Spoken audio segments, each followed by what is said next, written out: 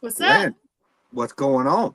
We got somebody cool on tonight. He's like Oh, a we brother do. to me, so I'm so happy for him to be here. I'm Oh, excited. yo, I'm super excited because I feel like me and him, we kind of both delve into that really nerdy knowledge that no one else really cares to know, but we just happen to know. Yes, And it's going to be a great conversation. But before we jump into that, how are you doing? I'm pretty good. How about you? Oh, doing. Doing Uh, so for the people out there watching the show tonight, just to let you know, I have a dead bell set up over there by my crawl space, and it was going off during the pre-show. mm-hmm. So I'm just curious. So if you hear that, it's just another little bit of a dynamic here going on. I just kind of want to see if we get any kind of interaction from it. But otherwise than that, yeah, I mean everything here is going decent. Cool. Day to time, just moving forward, work, grind, and I don't know, die at some point. You're so funny. Jeez, Louise, man. And so Morgan. So yeah, but we got a great show lined up tonight. Jeremy, how you doing, brother? Yeah. So tonight we have on Blaine, and I hope I don't mispronounce his last name, Rohan. Yep. Is it close? Yeah, I call it Rohan, but I'm Southern, and you have lost some of your Southern. So Look, just because the accent's gone doesn't mean the Southern's gone. Okay. I know, but you have lost a little bit of it. So you know how it is. No, when I'm mad, I don't. When I'm mad, No, it comes out horribly bad. yes, it does. I, I I've have heard. I have said some things like if I'm mad at work, someone to come and say something to me, I'll turn around, look at them like, "Excuse me, say that shit to me one more again." And they're like, One more and again. they're like, "What is one more again?" They instantly forget why they were mad.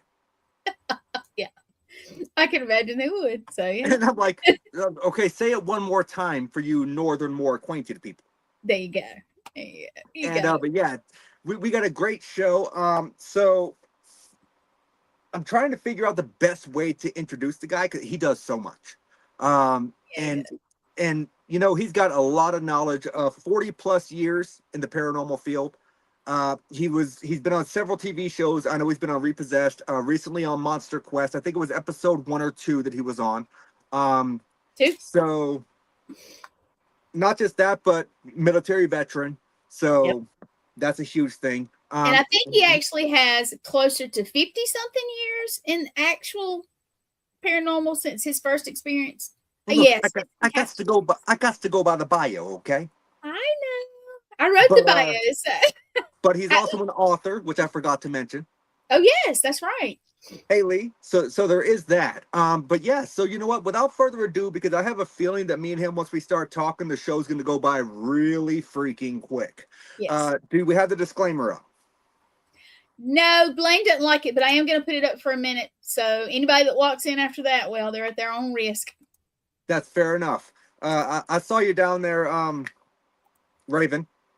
But yeah, so tonight we're welcoming to the Paranormal Unveiled family, Blaine Rohan. What's up, everybody? Blaine, what's going on? I hope I didn't butcher your last name too bad. No, dude, you actually said it correctly. Because when my grandfather migrated from France, it was actually de Rohan, because D is for thee. And, we became Southern, so it became Rohan, See, I'm Southern, so almost like Rohan. Yeah, Rohan. Nice. I like it. So the first thing I want to touch on for the show, so you had retired, obviously, 26 years military experience. Yeah. What branch were you in? Air Force. Air Force. Awesome. Well, first and foremost, I want to say thank you for your service. Because I was captain of the rifle team when I was in high school doing JROTC. I was captain of the physical training team as well. My aspirations were to go into the military. But I had a back injury that unfortunately prevented me from doing so. Yeah. But so I greatly appreciate your service and thank you so much for what you've done for the country. Well, you're welcome. And it was funny. I never planned to go in the military. I played baseball at the University of Alabama for 3 years. I got hurt right before my senior year, and I couldn't play ball no more. They pulled my scholarship. I was like, well, I got to do something because I didn't get my full education at the time. Went past it now, but I had a buddy of mine that worked with me. He said, hey, dude, y'all just join the military. Let's say, okay. So I went and joined. And it's funny, I went and talked to a Marine recruiter first. And I'm like, I don't want to be a jarhead. You know, I love jarheads, but I didn't want to be one. So I talked to the Air Force recruiter. You know what? Back when you were in the military, the one place you did not want to end up was Paris Island. No, I did not want to be a Paris Island, or I didn't want to be a Hollywood Marine out of San Diego. Up in San Diego, yeah. Hollywood Marine. Okay. No, that's what they call them. That is what they call them. Oh, that cracked But me I up. ended up going to the Air Force. I got the job I wanted to do. I was a load master. Nice. So, and I know we talked about your brother before. I was like, I probably threw him out of the back of an airplane a couple of times. It's possible. Mm-hmm. It's possible. I was also a jump master too, so we had to sit there and push the little green button when it was time for them to jump. And there was a few of them that, like, I don't want to do this. Like, not my problem, dude. You signed up for this shit. Get off. I could tell you that part would not have been my brother because he loved what he did as far as an airborne most of ranger them will goes. just haul ass out the door and they do backflips off the back of the ramp and all kind of crazy shit. And I feel like you know as well as I do, just to become a ranger, the training is grueling. Oh, it's I mean, I work with those guys so much. All the special forces, all the spooks, CIA, FBI, CSNBC, all them people like that. I can tell you right now, when he graduated from Fort Jackson, South Carolina, that was not what he was expecting to go into. No. Really? Yeah, that's where he graduated, Fort Jackson, South Carolina. If I'm not mistaken, it still has the tallest victory tower in the United States as far as repelling goes. They do. Yeah, see, I know a bunch of weird shit, Gwen, and I hate it. Who you telling? Who you telling this? You have CRS. You can't remember half the shit you don't know or that you do know. There you But go. I remember he's like me. He's forgot about more stupid shit than most people know. Yeah. Yes. Yeah. See, I have CRS. I can't remember what I said or did yesterday, but when it comes to stupid knowledge that I probably shouldn't retain, Yep. it's here. Dude, I got so many weird facts that I used to win bar bets off of. Do you know the actual word shit is not a word, it's an acronym? I did. Okay, so you knew that one. I'll tell the story for people that don't. During the Civil War, both the North and the South used cow manure or manure to fuel their boats with. Well, when they get shot lower deck, the methane gas had built up and it'd blow the boats up. So they started moving it up higher. It stunk. So they put burlap over the top of it and they wrote ship high in transit, which is floating down to shit. Yep. But when you say shit, it's not a cuss word, it's an acronym. It is. And I also know that the world record for keeping a set of ferrets in your pants is 5 minutes and 20 seconds. And the criteria is you cannot have underwear and they have to physically be in your pants. They cannot be in your pocket. Not no, but hell. What's that word you like to use? I say hell no. No, that's a box full of hell no. I'm not gonna do it. I promise you that. I don't even like ferrets that much anyway, much less of them getting my damn horrible. They smell horrible if you don't keep them clean. Yep. So jumping into the conversation real quick. So Blaine, what originally got you interested in the paranormal all those years ago? Because you have, Gwen said more than 50. I got the bio that said 41. I'll give you so let's just go 41 to 50 years. I didn't investigate till 1985. Okay. When I was 4 years old, 1969, we went across the street. We lived across from this old graveyard. And we used to go pick blackberries and plums and stuff out of there. My grandmother would get 2 grocery sacks full of them and make pies and jams and jellies and stuff out of them. And she had walked across the street and just told me to stay. And as soon as she told me to stay, I heard this lady crying. I turned around and this lady in this beautiful white dress was leaned over this grave. And me being the little Southern gentleman I went up and said, "Ma'am, are you okay?" And dude, I'll never forget this. She looked up at me, tears still in her eyes, said, "I'm okay now, baby." Hey, Christy, I see you. And then poof, she was gone. I got back to the street. Now, we lived on a real busy ass street, so I wouldn't run across the damn road just out of, hell and high water. I looked both ways like I was supposed to. I got across the street. My grandma goes, "I knew your little ass had the gift. I knew it. Out of all my grandkids, you're the one that got it." I said, I guess so. I didn't know. Right? I was like, what? If you say so. I was like, I just thought I was talking to some lady at the grave, But yeah, that was a pretty cool experience. I went back there last year when I was doing my cancer treatments. And we had time before we had to go to the doctor. So I wanted to go see my old house and see if it was still standing over there. And we went to the graveyard, and I found the grave, dude. Don't ask me how. I don't, because that was 56 years ago when I was there.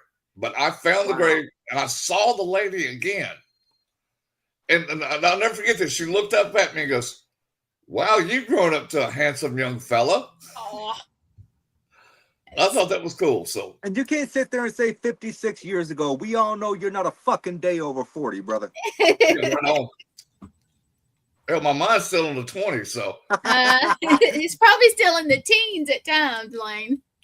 I would say that. Yeah. Look, that's just a male's mentality, okay? We can be fully grown, but we still have teenage tendencies where we will laugh at anyone who farts. If you're in public and you do that, we're gonna laugh. Oh, I'm gonna laugh all day long. Oh yeah. My wife will laugh at farts too. She thinks they're hilarious. Because they are. Yeah. They are. I don't care who you are. It's even funnier when a cat does it. Oh. I'll tell you something funny. Now Gwen's like, where's this conversation going? Let me tell you this real quick. Our female lab farted the other day and growled at herself. I'm about to fall off the couch. I was like, you growled at yourself for your own fart? Like you didn't know it came out of you? Hey, what's up, brother? Look, Jay, you just tuned into a weird portion of the conversation, but don't worry, brother. We're gonna get back on track. But that just came up. Jay knows how it is. He's been on my podcast before. He knows weird shit just pops up. Jeremy, what's going on, brother? Hey, Jeremy. So backtracking to your time in the service, I assume that I know you've been on at least one. I assume you did multiple deployments overseas. 22. 22. That is insane. Starting if you start back to Just Cause in Panama, that was my first deployment. We were only there to drop off some stuff, and then they started shooting, so we got stuck. So we were there through the whole thing of it. We got sniper fire. They tried to shoot a couple of rockets at us, but we shot them out of the sky. And then when the Gulf War, right before it started, when Iraq invaded Kuwait, we were at King Fahd Airport. And I took a bunch of Marine recon over there. And we got hit with a Scud missile one night, and we blew it out of the sky. I was helping these two young Marines, teaching them how to build a cargo pallet. And I went on the other side, and I saw the biggest fireworks show you ever saw. I went back around, and one of them got hit across his head right here and went down this way with a piece of shrapnel. And the other one got hit right across the face, and his whole jaw was gone. Oof. So, yeah. Yeah, my brother, unfortunately, during basic training, they had a mortar round thing, I guess training, go wrong and exploded in the middle of half of his platoon. Oh, so, I mean, it unfortunately does happen. Yeah. Accidents happen. And, he did 2 tours in Iraq. He was also at the 9/11 cleanup site. Oh, wow. So he's had some stuff. Yeah, your brother was in the shit. From what he was. I was in enough shit, but they were in a lot more shit than I was. But what was nice though, the deployment sucked, but you got hazardous duty pay. Yes. So you made a little bit more money. That's about the only good thing that ever happened over there. And that's what I heard. You get at least a decent bump up for the hazard pay. Plus, it's tax free too, so that made it even nicer. Yeah, dude. When you're over there, if you're in that what they call the region, you can be in Qatar, you can be in Kuwait, you can be in Saudi Arabia, you can be in Iraq, Afghanistan, and a few other places that you can go. Then you got hazardous duty pay. And what was cool about it is like, just say you were there 2 days. You get hazardous duty pay for the whole month for being in that region. But we stayed in and out of that region. So it's kind of like in a lot of the mount, it doesn't matter how long you're there. Yes. It's like kind of like the state law of certain states where you go in and if you clock in for 30 minutes, they have to pay you for 3. Mm-hmm.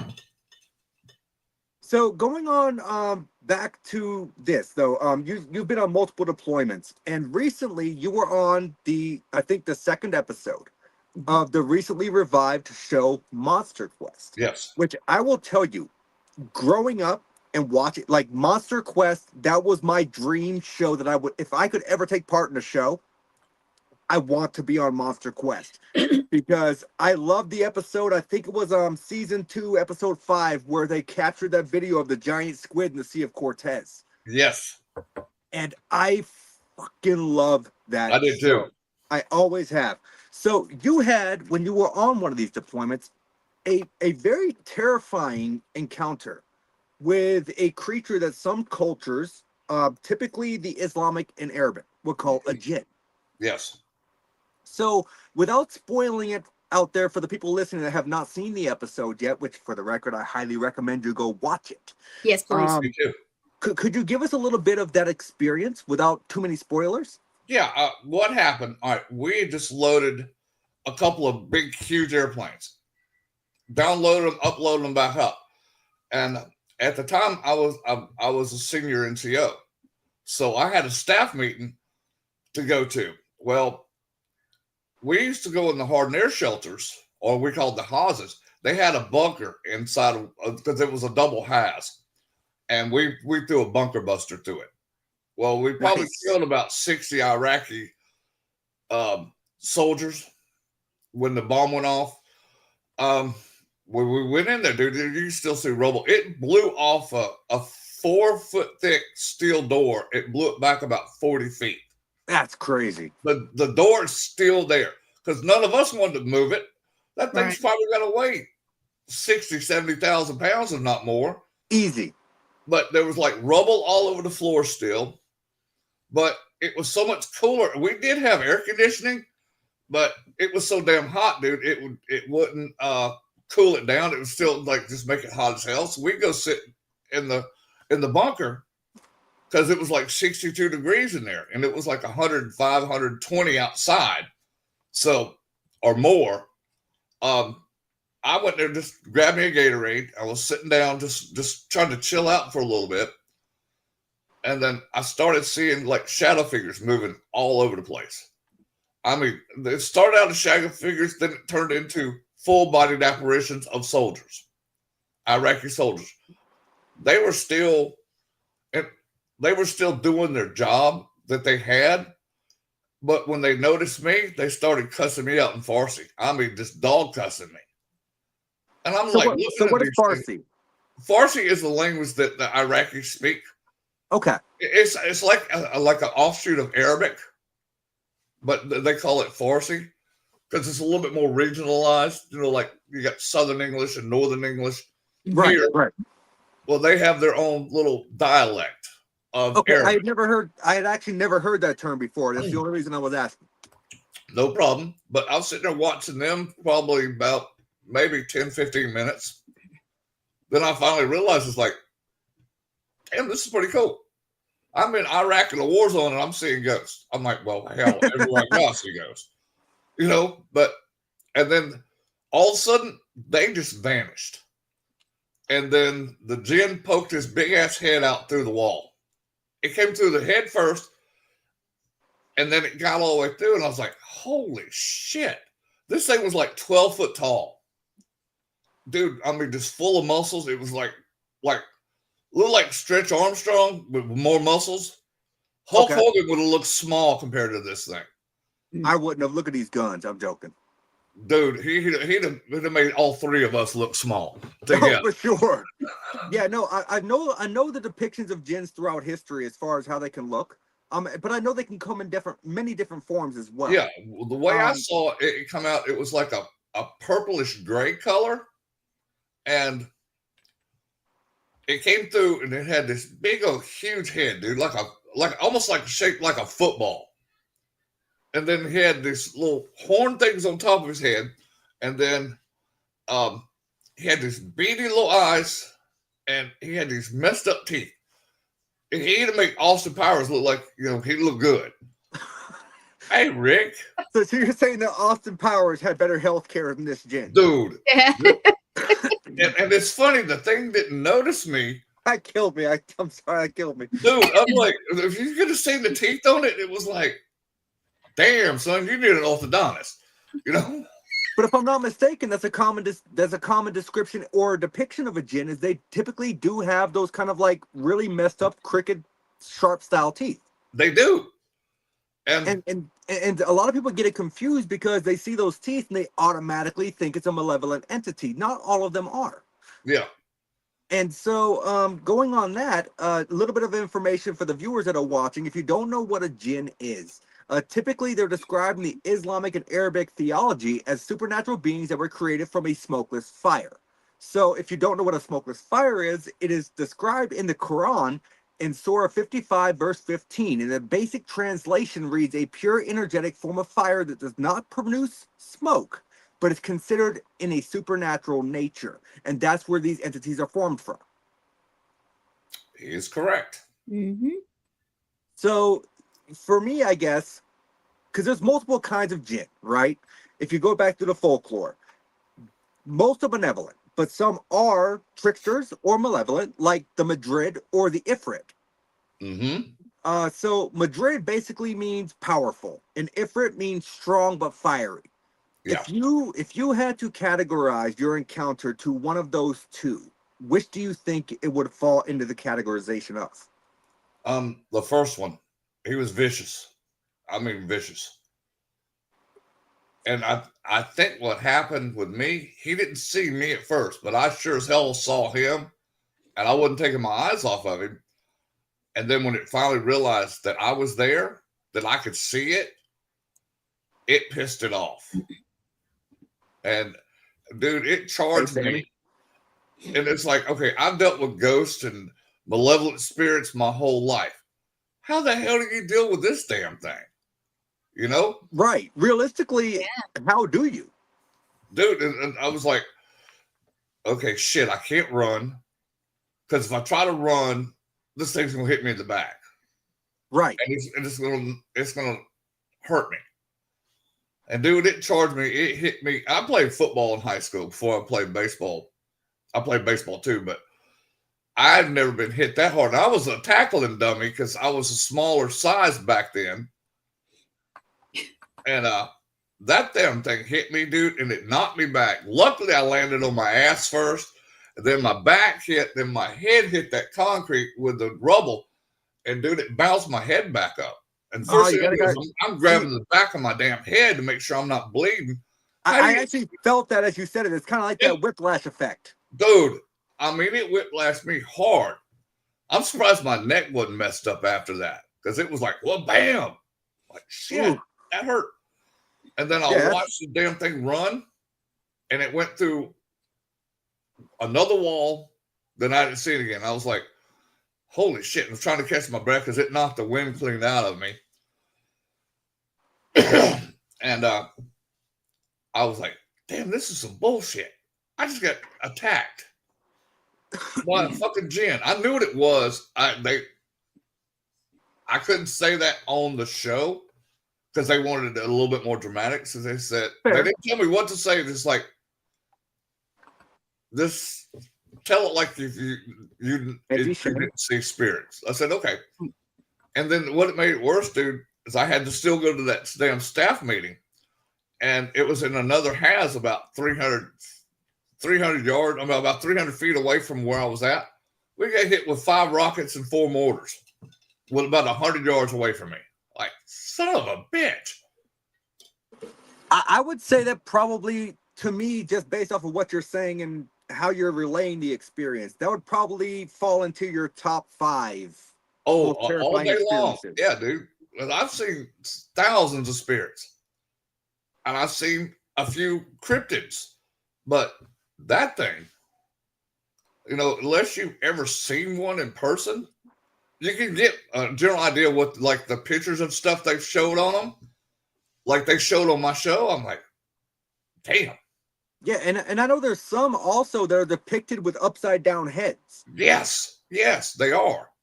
And yeah, look, y'all, for y'all watching the show, you've not really seen my nerdy come out yet. You're seeing my nerdy tonight, okay?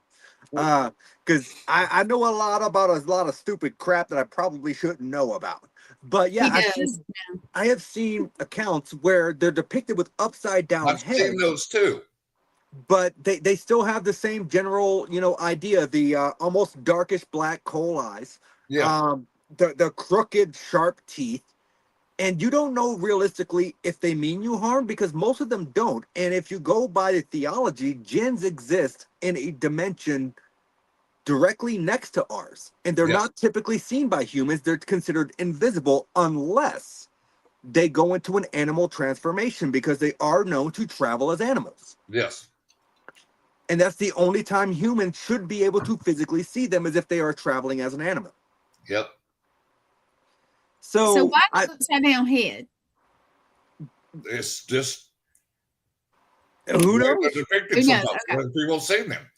Yeah, I've got nothing for that, but I can tell you that seeing a jinn in the format that you saw it is a very rare occurrence. Yeah, it is.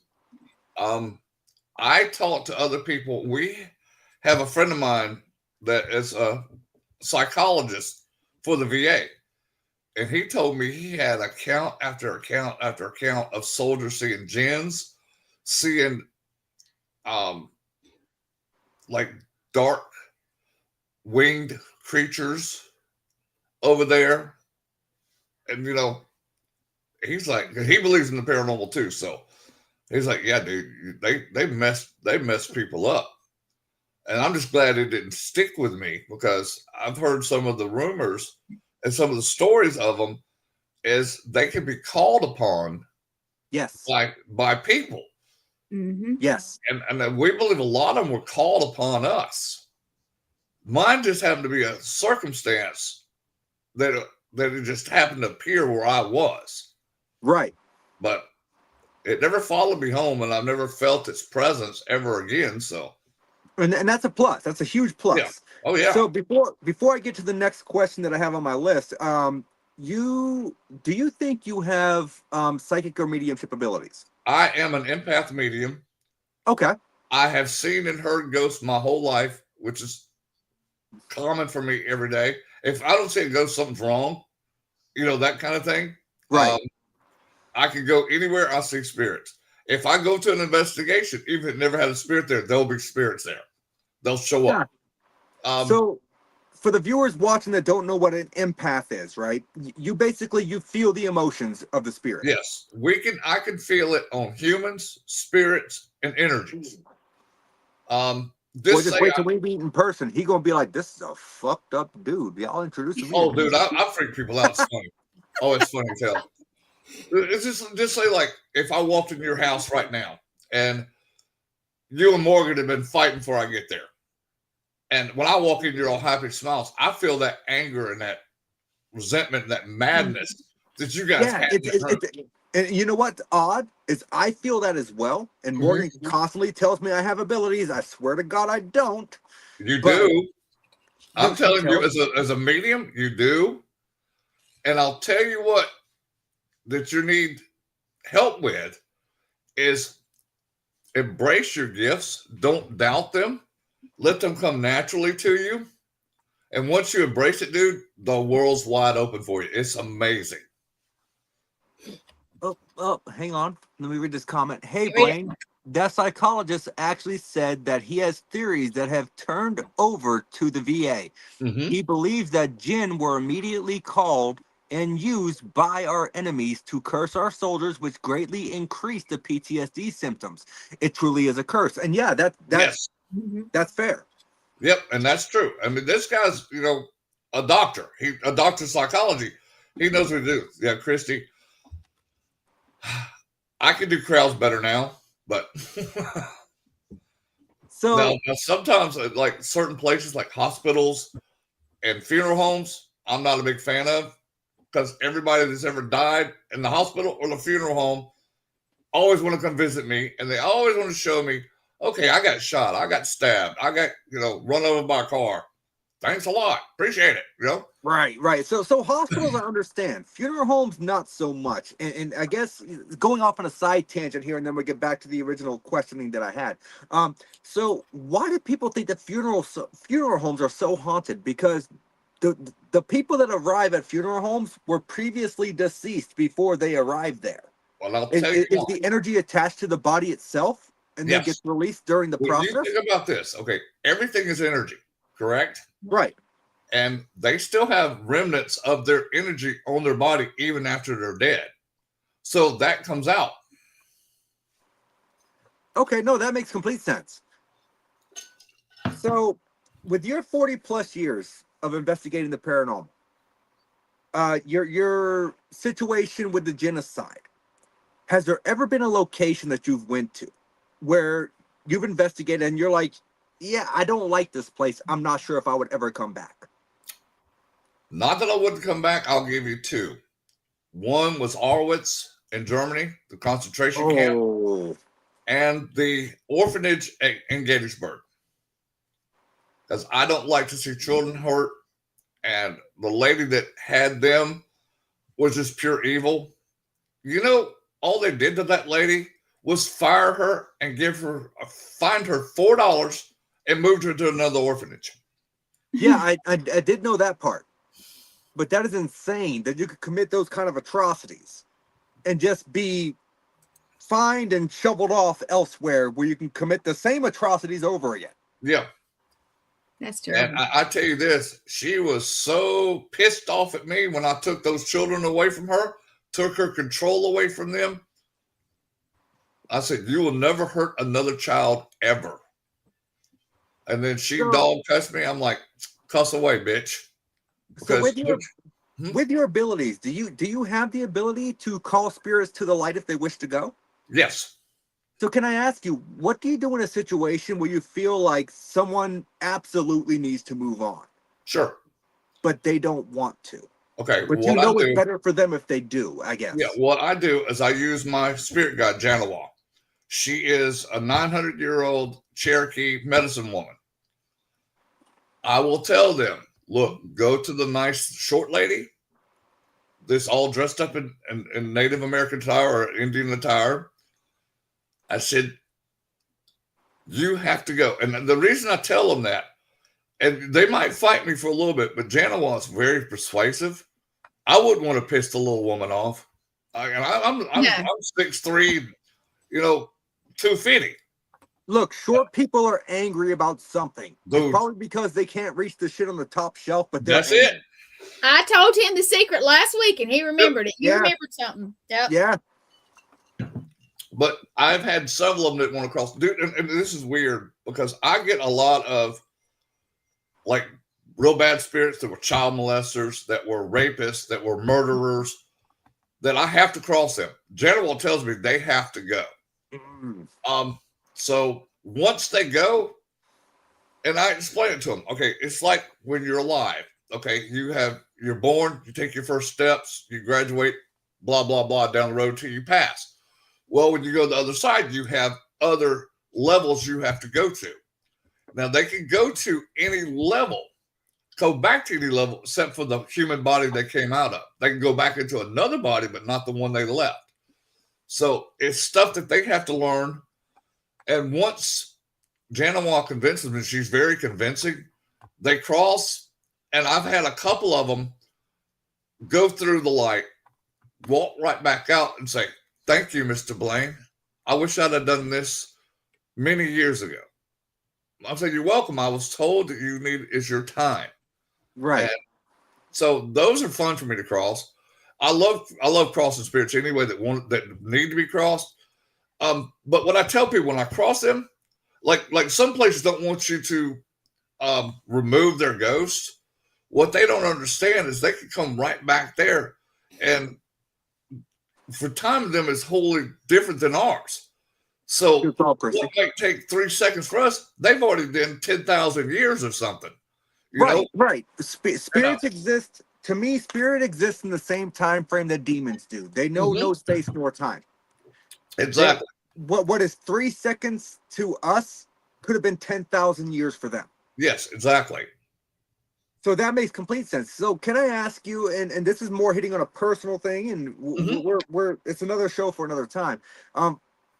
When you come across spirit that has committed atrocities such as harming a child in the way that you in the way you referenced, from someone who has personally dealt with that in the past, from when I was younger, like, do you ever not want to help them, or do you feel like it's your need to actually do so?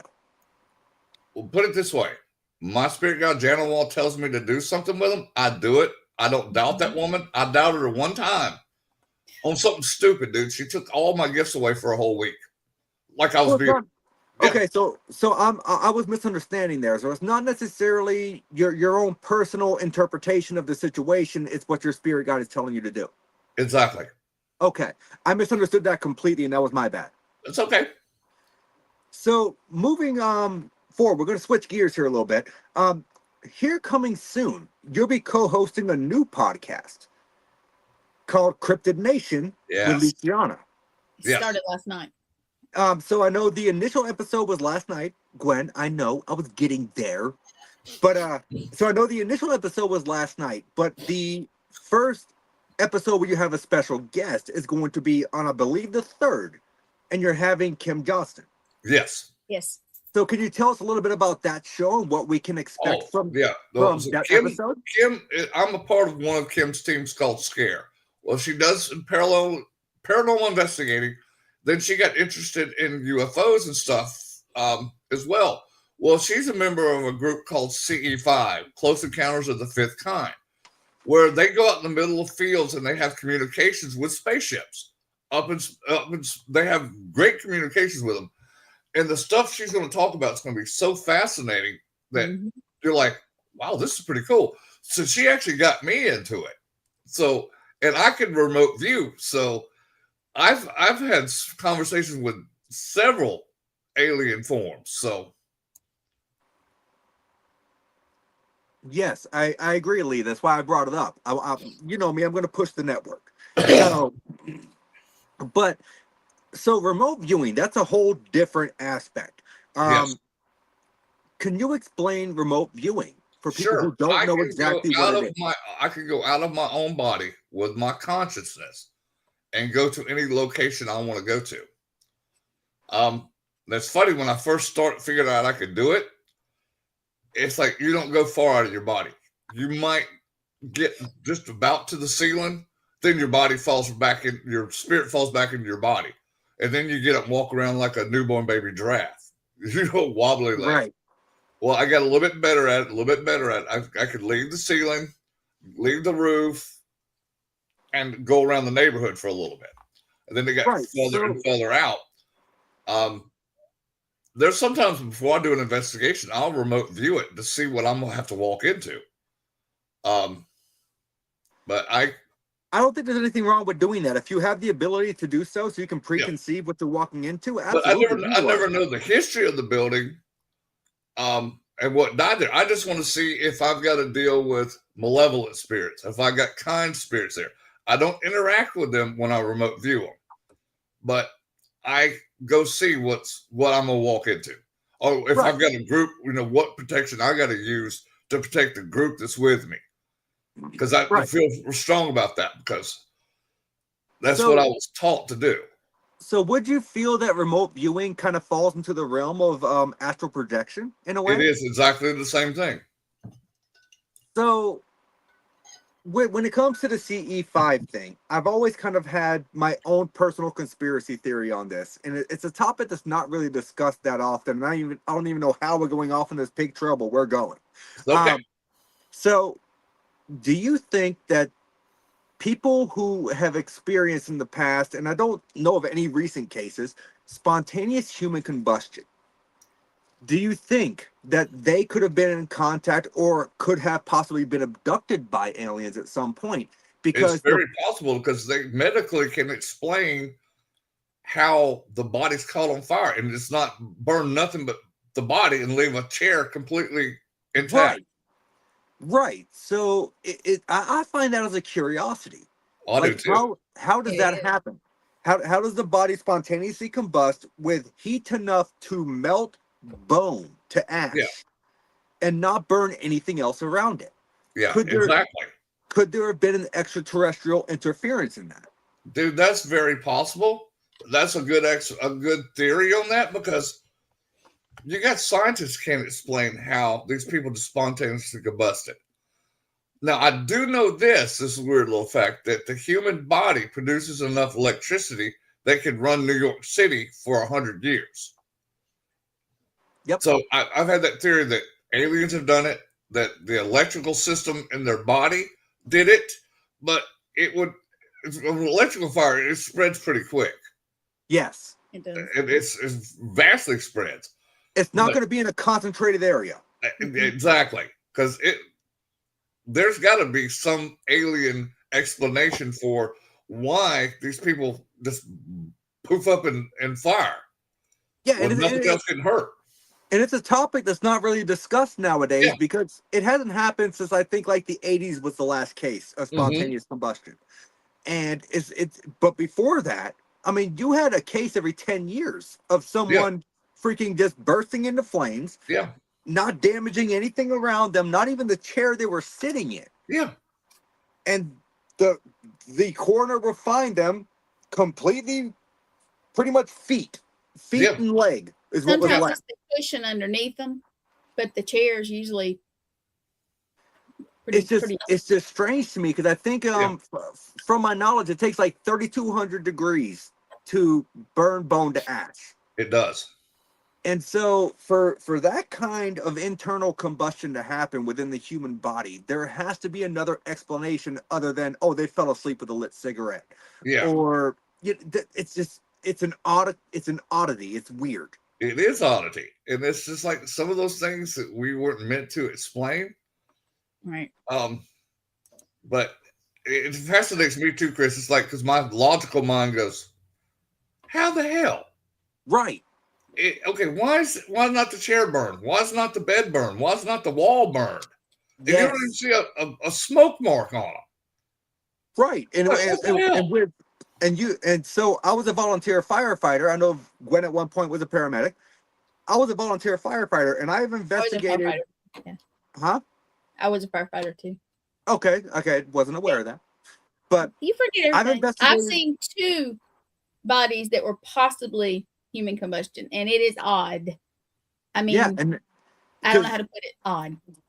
I've investigated enough fires to know the signs of an electrical fire or a gas fire, because you can physically find the blast point and where it originated. Sure. But when it comes to combustion, you don't find that. All you find is the body just decimated. Yep. Yeah. It's almost like it burned and then was put there. Right. It's such a weird thing, and it's something that's not very much discussed these days. That's why I kind of wanted to bring it up and get your input on it. Right on. Because I feel like it's a subject that needs to be looked more into. Because I agree. I feel like these cases are still happening. They're just not documented. Yeah. And so, from what I gathered from your opening episode of Cryptid Nation last night, you guys are not just talking about cryptids. You guys are going to go into UFOs. You're going to go into, obviously, cryptids. So, can I ask you, is there a baseline for the show as far as what you guys are looking for guests? For anyone out there that's interested in being a guest on the show, we can get you that email and, we'll set you up with that. But is there a baseline, or is it kind of like a free-for-all? There's nothing off limits. Nothing's off limits. We want people I want to see, like I said on the show last night, I want to see, Joe Smith riding down the road and some creature walks out in front of him. I want to talk to cryptid hunters and ask them, how they do their investigations and what evidence have they found and stuff like that. I want to get it out there because I think it's so fascinating. Thank you, Gwen. That to me is just because I've been a cryptid fan since I was a kid, man. I go find every book I could find on ghosts and cryptids and UFOs. So I got a really cool thing I can show you real quick. While we're on the subject. Can I say something real quick? Yeah, you any of you guys have a story that you think is anything to do with anything odd like cryptids or anything like that, just send it to this email. Now, we can't take every story, so please don't get your feelings hurt or whatever. We cannot take every single little story, but put it there, and we're going to have to just come up with a really great system to go through it. So I agree with you as far as that goes. Like, I did a 9th grade book report on Area 51, and there was actually FBI agents that showed up at the school because I accidentally accessed underground building layouts. Now, I didn't know anything about this at the time, but I have physically been to the gates of Area 51. I used to live in Las Vegas way back, I think it was 5 or 6. And we were homeless for a point in time for about 6 months, and we were camping on Lake Mead, which is not too far from Area 51. Exactly. And we got lost one day trying to get back, and somehow our bearings got lost, and we ended up showing up to this huge fence. And I can tell you that armed guards rushed the car. Oh, yeah. And no, this is a government installation. You cannot be here. And my father's like, look, we're just lost. We don't know where we are. Could you point us in the correct direction to go? And they were basically said, back the way you came. Yep. But this is really cool, considering the fact that I know you're a book nerd, kind of like I am. Yes. Morgan got me this. Oh, that's one of my favorite ghost books. And it's signed by Miss Wyndham before she died. Oh, I love Miss Harriet. She signed mine. She got me that one, which was the first ghost book I ever read. Oh, right on. She got me this one. And Jeffrey. I like how they added Jeffrey to theirs too. And then the 13 more Ghost in Jeffrey. Yeah. I don't know how she found a signed copy of the Alabama Ghost in Jeffrey. That's awesome, though. And she's awesome like that. Oh, yeah, dude, and I met her. She was the sweetest lady. And I was so happy somebody was talking about ghosts, that I could actually talk about ghosts with her. Because, I had to hide it. I couldn't tell everybody I saw ghosts living here. You lived in Alabama. We're right in the middle of the belt of the Bible Belt. Yep. But I got the pleasure of meeting Miss Wyndham one time. Right on. And that was when I first started my paranormal investigation team. I was investigating the hanging hole of Bill Schetto. Nice. I've been there. And I knew she lived in Newton, which is where the hanging hole is. And I also know there's a Civil War battleground just off to the right if you go past the fence. Sure is. And I met her once because she met me there, and I was trying to pinpoint the hole. And she was like, that sounded so dirty. But I was trying to pinpoint where it was. And she said, well, you'll never find it, sweetie. And I'm like, what do you mean? She said, well, when the original bridge collapsed back in the 1970s and they built this new bridge, the original hole was covered up. All you have now there is the marker. Yeah. And I'm like, but it's the hole that never fills. So how is the hole covered up? And you know what? But it's covered like a well, not filled, right? No, it's covered up with huge granite stones is what it's covered up with. Okay. Yeah. Okay. And the original marker for the hanging hole, because they actually had it marked where you can go and visit the hole, but there was a flood in 1991 that washed the marker away. Now, if you go down to the Newton Historical Society, which is also the Newton Police Department building, and you go upstairs to their museum, they have the original bronze marker from where the hanging hole actually was, because they could not pinpoint where it was before the flood washed it away. Right on.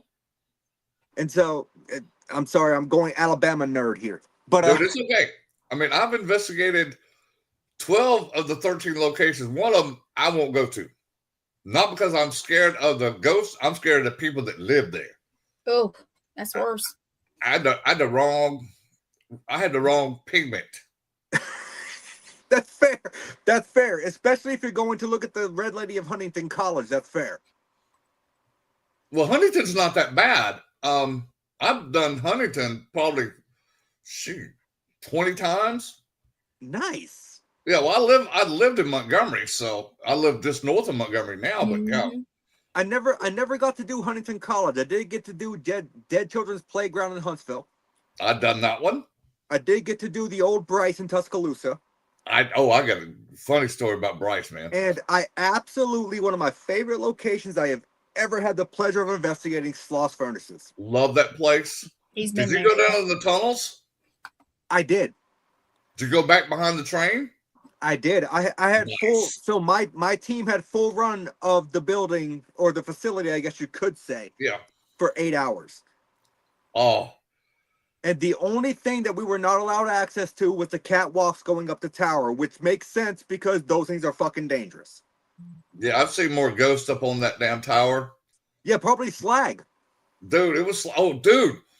We were using an old Frank Sumpton box, one of the first ones he made in there in the boiler room. Box. Yes. And they were going nuts, dude. We were like, it was like slag. Then one of them finally said, "Shut the fuck up about slag. So He's not the only one here." I'm like, this is so cool. For those out there that are not steeped in Alabama lore when it comes to Sloss Furnaces, for one, they have the second tallest standing blast furnace in the world. They do. They made what's called pig iron. Yep. And basically, the stuff that was falling down whenever they melted the metal was called coke. Yep. And the slogan of Sloss Furnaces during its time of operation was, if you kill a man, we have to hire another one. You kill a mule, we have to buy another run. Yep, so exactly. Mules cost $5, so don't kill them. No. Well, they made... And the average death rate at that facility was 2 people a day. Yeah.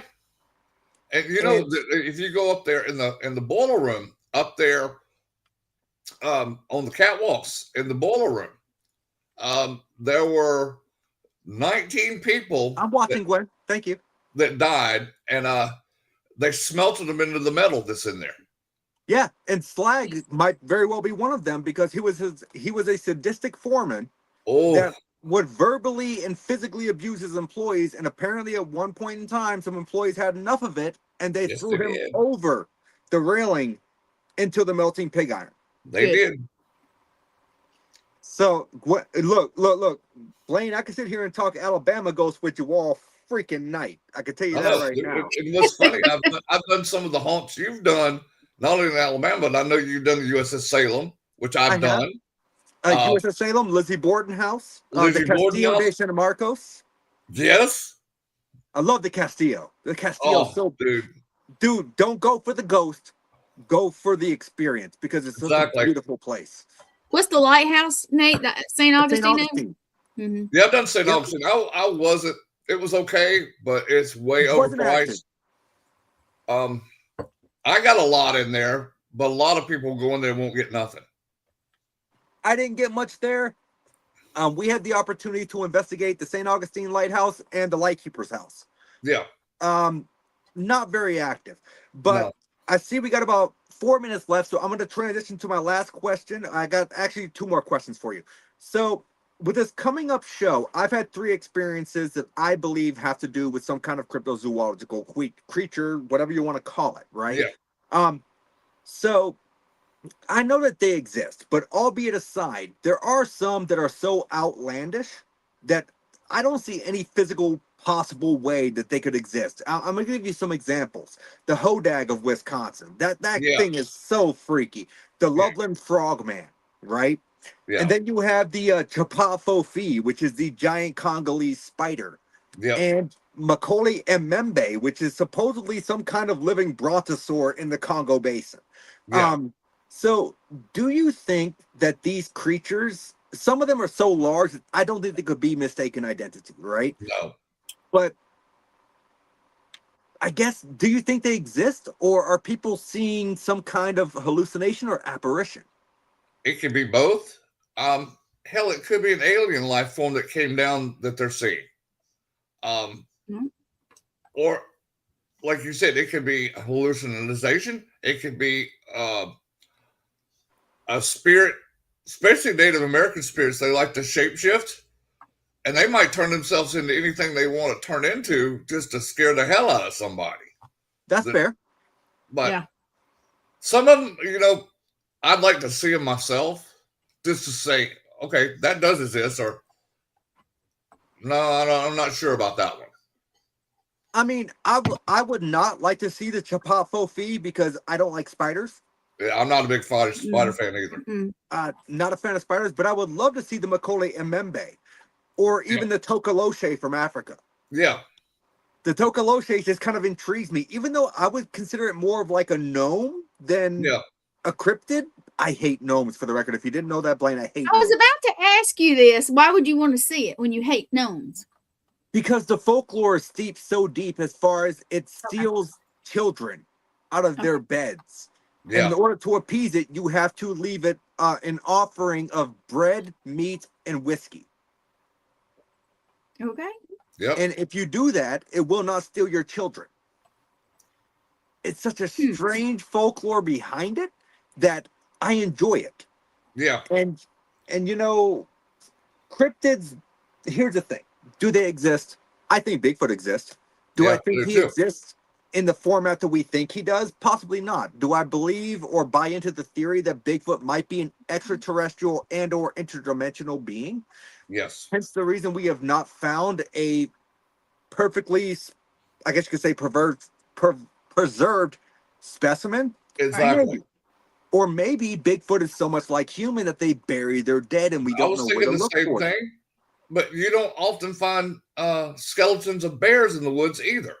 Fair. Yes, exactly. Exactly. So, Blaine, I typically end my podcast, I see with about 2.5 minutes left, with 3 standard questions that I always ended off with. Question number 1, and I kind of feel like this one might be difficult for you with all the deployments that you've had. If you could travel to anywhere in the world, expenses aside, they're all paid for, where are you going? Graceland. Oh, Graceland. You're gonna go and look for the ghost of Elvis. Me and Lee are actually related to Elvis, so you know, there's only been like 4 people that have ever seen the upstairs of Graceland. I would love to go upstairs. You know what? Make him a peanut butter and banana sandwich. Maybe he'll let you up there. So we're going to Graceland. You have one person you can bring with you. They can be alive or dead, and they do not have to be involved in the paranormal. Who are you bringing with you? Elvis. You can't bring Elvis to his home. You got to choose somebody else. I want him to show me his home. Oh, well, that's a good answer. And I'd like to have his daughter Lisa Marie come upstairs because that was their domain. I'll accept it. I'm just messing with you. So we're going to Graceland. You're bringing Elvis. Yes. You have one piece of equipment you can bring with you. Your abilities aside, those are inherent. So one piece of equipment that you're going to bring with you. What piece of equipment are you going to bring with you to Graceland with Elvis, and why? Ghost box. Okay. Why? Because I get a lot of results when I do ghost boxes. Gwen can attest to that. They come through and I get like full sentences. I don't get I get words sometimes, but most of the time I'll get full sentences out of them. I love it. They'll tell you everything you want to know. And you know what? And that was honestly all unique answers that I've not received before. So I absolutely love those answers. But we're running out of time now. Blaine, I want to thank you so much for your service, and also want to thank you again for coming on the show for an hour to chat with me. I really loved picking your brain. We definitely need to do this again. I know I'll be on your show March 13th. The exactly, man. And I want to throw an offer out there to you and Morgan. I want to mentor you two in this with the mediumship. Because that's one thing I love to do is it's nobody helped me. So I want to help everybody I can understand their gifts more, to use their gifts more, how to ground themselves, how to shield themselves, stuff that's not taught to a lot of mediums. We're just thrown to the wolves. You know what the odd thing is even though I don't believe I have mediumistic abilities, which everyone says that I do, Gwen does, Morgan does, Christy did, a lot of people do. I do. And it takes one to know one. I ground and center every single week. Oh, right on. And it's more of like a thing I've always done, and I never knew why. Yeah. But Blaine, I thank you so much for coming on the show. And if you wouldn't mind hanging out in the background for about 5 minutes or so, I'm looking forward to being on your show, Cryptid Nation, with Yeah, we're gonna have Lichiana fun, bro. on the 13th, and we're going to talk about my experiences as far as when it comes to my encounters with what I believe to be some cryptids. Right on. It's gonna be awesome. So, Blaine, thank you so much, brother. Thank you, And brother. I will talk to you in just a few minutes. All right, bro. Here we go. So, if you don't mind, before we end the show, I am going to play that. Look at you, boy. You gonna have fun with me and Lee and Blaine. Yeah, you gonna have fun with us because we're gonna love this story. Go ahead. Do your thing. All right, I'm gonna go ahead and play it right now. This is what we're talking about, guys. It's Cryptid Nation. It's the new show on the network. Lichiana, Blaine, and myself, and Nate's coming to see and hang out with us. So here we go. It's very short. Every Tuesday night, the unknown steps out of the shadows. Investigations continue. Tracks lead deeper. Eyes watch back. Join the hunt. Cryptid Nation, Tuesdays, 8 Eastern, 7 Central. Here we go. Oh, I like that. That's a great video. Thank you. You know what? Why are you trying to overstep me, Gwen?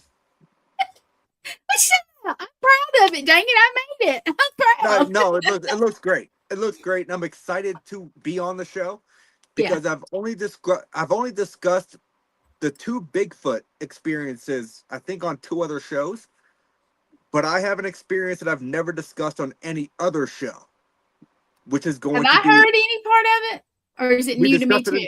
We discussed it in the pre-show. Okay. So gotcha. You've heard it, but you are the first person to ever hear it. Ooh. So it's going to be an exclusive. I get to hear it again, then. For the podcast. Awesome. But yes, so tonight we had an excellent show. Blaine is so full of knowledge, and I definitely got to have him back on again because I really enjoyed that conversation. And I don't know, just there's something about the guy I really like, and I appreciate his offer to me and Morgan as far as mentoring. I can't speak for Morgan, but if people think I have abilities at some point, I guess I need to kind of try and embrace them. And I'll go ahead and say Blaine and Lichiana, and of course Matt, also Lichiana's husband. He's been on the show. They are my mentors. So, and that's fair. And one day they're going to make me let loose and actually show everything. And ain't no one gonna let you let loose. We ain't filming Footloose over here. You ain't Kevin Bacon out there on the fucking dance floor, okay? But we know better than to let you cut loose. Okay. But yeah, I made the song reference there. Y'all caught that. I know y'all did, even if you didn't find it funny. I don't care. I'm a dad. I can do dad jokes, okay? You can do that. But no, like I really enjoyed this show, and I definitely want to have him back on in the future. Yes. For everyone out there watching, I thank you so much for tuning into the show. Be sure not to leave the All Access Network, though, because we have a great show following.